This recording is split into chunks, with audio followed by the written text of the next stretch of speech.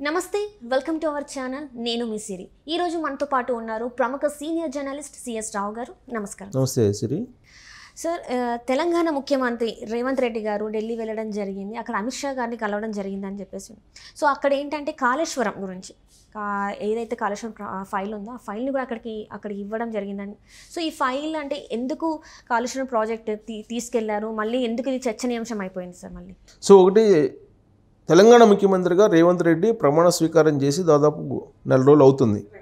So ఈ సందర్భంగా అసలు కాళేశ్వరం ప్రాజెక్టు మీద ఎలాంటి నిర్ణయం తీసుకున్నారనేది తెలంగాణ ప్రభుత్వాన్ని ప్రశ్నిస్తున్నటువంటి పరిస్థితి. ఇప్పుడు సిట్టింగ్ జడ్జి చేత విచారణ జరిపిస్తారా, లేదంటే సిబిఐ చేత చేపిస్తారా, లేదా ఈడీ చేత చేపిస్తారా, ఎవరి చేత మీరు విచారణ చేపిస్తారు అనేది ఇప్పుడు విపక్షాలు ప్రశ్నిస్తూ ఉన్నాయి.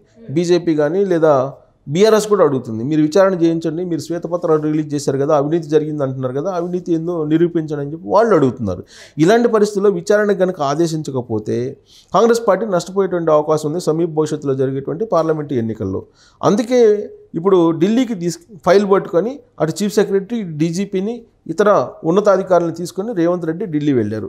రేవంత్ రెడ్డి ఢిల్లీ వెళ్ళినటువంటి పర్పస్ ఏంటి? రెండు.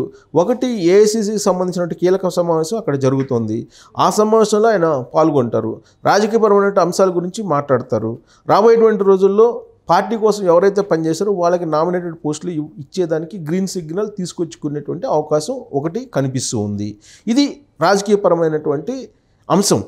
ఇక విధానపరమైనటువంటి అంశం, అడ్మినిస్ట్రేషన్ పరమైనటువంటి అంశం కనుక మనం తీసుకుంటే కనుక కాళేశ్వరం ఫైల్ని తీసుకెళ్లారు ఢిల్లీ వెళ్తూ అని చెప్పి వినిపిస్తుంది. ఎందుకు అని అంటే చీఫ్ సెక్రటరీని కూడా ఢిల్లీ తీసుకెళ్లారు, డీజీపీని కూడా ఢిల్లీ తీసుకెళ్లారు, ప్లస్ హోంశాఖ మంత్రి అమిత్ షా తోటి భేటీ కావాలనేటువంటి ఒక షెడ్యూల్ను కూడా ఫిక్స్ చేసుకున్నారు ఆయన. సో అంటే అఫీషియల్గా ఏదో చేయబోతున్నారు రేవంత్ రెడ్డి. రాజకీయపరమైన అంశాలు, నామినేటెడ్ పోస్టులు, ఏఐసీతో మంతనాలు ఇవన్నీ ఒక ఎత్తు. సో ఒకవేళ సింగిల్ జడ్జి చేత విచారణకు ఆదేశించేటువంటి క్రమంలో ఏఐసీసీ దగ్గర పర్మిషన్ తీసుకుంటారు.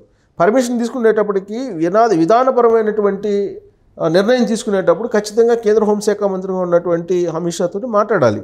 సో కాబట్టి ఆ దిశగా ఆలోచిస్తే కనుక అందుకోసమే ఢిల్లీ వెళ్ళాడా రేవంత్ రెడ్డి. సో వెళ్తూ చీఫ్ సెక్రటరీని అలాగే డీజీపీని కూడా ఇతర అధికారులను కూడా తీసుకెళ్లారని అంటే ఖచ్చితంగా కాళేశ్వరం మీద ఏదో చేయబోతున్నారు రేవంత్ రెడ్డి అనేది ఇప్పుడు సర్వత్రా వినిపిస్తుంది. సో ఏం చేయబోతున్నారు అనేటువంటి ప్రశ్న వేసుకుంటే కనుక కాళేశ్వరానికి సంబంధించి ఎన్నికల సందర్భంగా వాళ్ళు చెప్పినటువంటి హామీ ఏంటంటే రాబోయేటువంటి రోజుల్లో కాంగ్రెస్ పార్టీ అధికారంలోకి వస్తే కనుక కాళేశ్వరంలో జరిగినటువంటి అవినీతికి సంబంధించినటువంటి సొమ్మంతా బయటికి తీసుకొచ్చి ఆ సొమ్ముని మేము ప్రజలకు పంచుతామని చెప్పి ఇచ్చినటువంటి హామీ.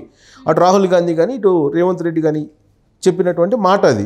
సో ఆ ప్రకారం కనుక వాళ్ళు చేయకపోతే రాజకీయంగా భవిష్యత్తులో నష్టపోయేటువంటి అవకాశం ఉంది. కాబట్టి దాన్ని చేసేందుకు ఒక అడుగు ముందుకు వేశారా? ఒకవేళ అదే కనుక నిజమైతే ముందుకు వేస్తే కనుక ఇప్పుడు ఇమీడియట్గా ఈ కాళేశ్వరం మీద విచారణకి ఆదేశిస్తే కనుక కల్వకుంట్ల ఫ్యామిలీని జైల్లో పెట్టేటువంటి అవకాశం ఉంది. కల్వకుంట్ల ఫ్యామిలీని జైల్లో పెట్టిస్తానని చెప్పి కూడా రేవంత్ రెడ్డి అనేక సందర్భాల్లో ఎన్నికల సందర్భంగా ఇచ్చినటువంటి హామీ కూడా. పైగా చెంచులు కూడా జైలుకి పంపిస్తాను, వాళ్ళని డబుల్ బెడ్రూమ్ హౌస్లో బంధిస్తాను చెంచులు కూడా జైల్లో, అందుకోసం నేను అక్కడ కట్టిస్తానని చెప్పి కూడా ఆయన ఇంకొక మాట అడిషనల్గా కూడా మాట్లాడడం జరిగింది. సో అది సాధ్యం కాకపోవచ్చు, కానీ జైలుకి కల్వకుంట్ల ఫ్యామిలీని పంపిస్తారంటే ఖచ్చితంగా కాళేశ్వరం మీద విచారణ వేస్తే కనుక వాళ్ళు జైలుకి వెళ్ళేటువంటి అవకాశం ఉందని చెప్పి చెప్తూ ఉన్నారు. సో ఇదంతా ఒక ఎత్తు అయితే అమిత్ షాని కలిసి ఎలాంటి నిర్ణయం తీసుకోబోతున్నారు? అసలు అమిత్ షాని అపాయింట్మెంట్ ఎందుకు కోరారు? నరేంద్ర మోడీని ప్రధానమంత్రి హోదాలో కలిశారు, అది కట్టసి. కేంద్ర ప్రభుత్వానికి రాష్ట్ర ప్రభుత్వానికి మధ్య ఫెడరల్ సంబంధాలు ఉండాలి కాబట్టి వాటిని సవ్యంగా నెరవేర్చుకునేందుకు కలిశారని చెప్పి అనుకోవచ్చు.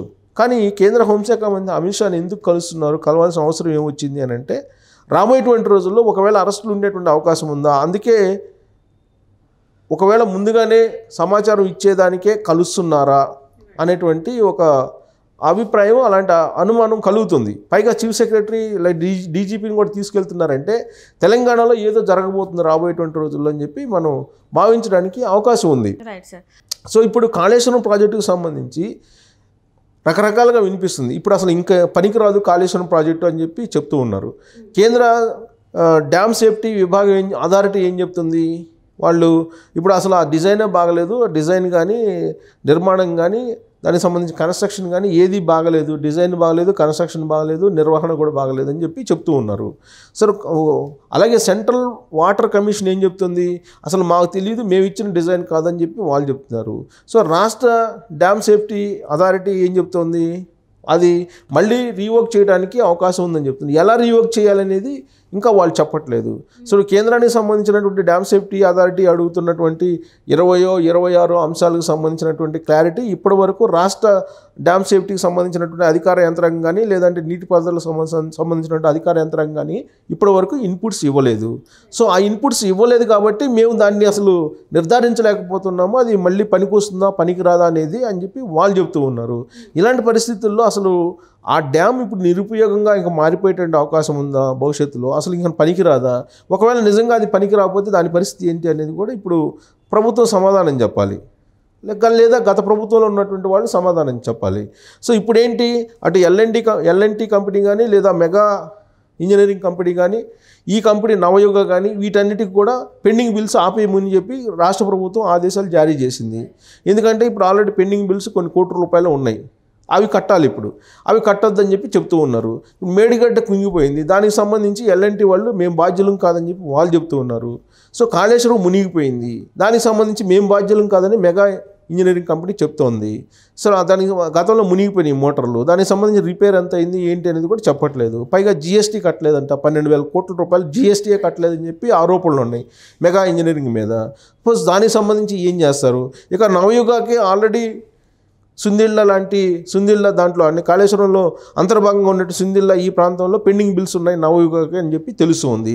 వాళ్ళకి దాదాపుగా 170 కోట్లు ఏమో ఇవ్వాలి అని చెప్పి చెబుతున్నారు. సో అది కూడా ఇవ్వద్దు, ఆపండి అని చెప్పి చెబుతున్నట్టు కూడా తెలుసు ఉంది.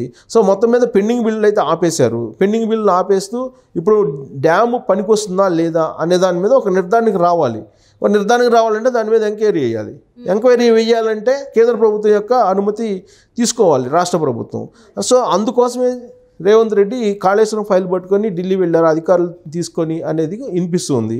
సో ఆయన మళ్ళీ తిరిగి వచ్చిన తర్వాత తీసుకునేటువంటి చర్యలను బట్టి కాళేశ్వరం మీద ఎలాంటి నిర్ణయం తీసుకుంటారు అనే దాని మీద కల్వకుంట్ల ఫ్యామిలీ జైలుకి వెళ్తుందా, లేదంటే కల్వకుంట్ల ఫ్యామిలీని వదిలేస్తున్నారా, కేంద్ర ప్రభుత్వం నుంచి ఎలాంటి ఆదేశాలు రాబోతున్నాయి, ఒకవేళ కనుక కేంద్ర ప్రభుత్వం కఠినంగా శిక్షించండి వాళ్ళు అవినీతి పాల్పడితే అని చెప్పి కనుక చెప్తే రేవంత్ రెడ్డి ముందుకెళ్తారు. లేదు నరేంద్ర మోడీతోటి కేంద్ర ప్రభుత్వంతో సంబంధాలు ఉన్నాయి కాబట్టి బీఆర్ఎస్ పార్టీకి, సో ఆ సంబంధాల కారణంగా రేవంత్ రెడ్డికి కనుక ఏదన్నా అడ్డుపుల్ల వేస్తే అప్పుడు చెంచులగూడ జైలుకి వెళ్లకుండా రావాలంటే దాని మీద ఎంక్వైరీ వేయాలి. ఎంక్వైరీ వేయాలంటే కేంద్ర ప్రభుత్వం యొక్క అనుమతి తీసుకోవాలి రాష్ట్ర ప్రభుత్వం. సో అందుకోసమే రేవంత్ రెడ్డి కాళేశ్వరం ఫైల్ పట్టుకొని ఢిల్లీ వెళ్ళారు అధికారులు తీసుకొని అనేది వినిపిస్తుంది. సో ఆయన మళ్ళీ తిరిగి వచ్చిన తర్వాత తీసుకునేటువంటి చర్యలను బట్టి కాళేశ్వరం మీద ఎలాంటి నిర్ణయం తీసుకుంటారు అనే దాని మీద కల్వకుంట్ల ఫ్యామిలీ జైలుకి వెళ్తుందా, లేదంటే కల్వకుంట్ల ఫ్యామిలీని వదిలేస్తున్నారా, కేంద్ర ప్రభుత్వం నుంచి ఎలాంటి ఆదేశాలు రాబోతున్నాయి, ఒకవేళ కనుక కేంద్ర ప్రభుత్వం కఠినంగా శిక్షించండి వాళ్ళు అవినీతి పాల్పడితే అని చెప్పి కనుక చెప్తే రేవంత్ రెడ్డి ముందుకెళ్తారు. లేదు నరేంద్ర మోడీతోటి కేంద్ర ప్రభుత్వంతో సంబంధాలు ఉన్నాయి కాబట్టి బీఆర్ఎస్ పార్టీకి, సో ఆ సంబంధాల కారణంగా రేవంత్ రెడ్డికి కనుక ఏదన్నా అడ్డుపుల్ల వేస్తే అప్పుడు చెంచులగూడ జైలుకి వెళ్లకుండా కల్వకుంట్ల ఫ్యామిలీ సేవ్ అయ్యేటువంటి అవకాశం ఉంది. సో ఏమైనా కానీ ఢిల్లీ నుంచి వచ్చిన తర్వాత రేవంత్ రెడ్డి చెప్పేటువంటి మాటలను బట్టి కాళేశ్వరం గురించి అప్పుడు ఒక నిర్ధారణకు రావచ్చు మనం. Right sir, right. Thank you so much sir. Thank you.